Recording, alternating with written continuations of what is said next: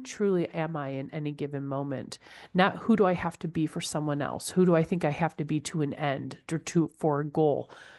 Taking all of that aside and just actually letting yourself sit with you. And I think the best way to do that today, if I, using hypnosis as our tool, is to actually guide you down into the sacral space, which is what you were, talking about earlier, bringing you down into your sacral to help you to untap where all of this ancient knowledge is stored. That is where all of the ancestral knowledge is. It's not just the heart or I believe it is stored within the sacral. And what's interesting is you have a lot of changes that are coming forward with your sacral, right?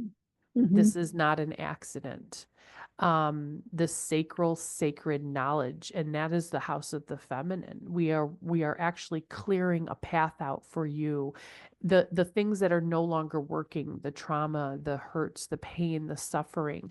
Let's put the energy of all of the things that you have been healing for your family, for yourself, for the generations.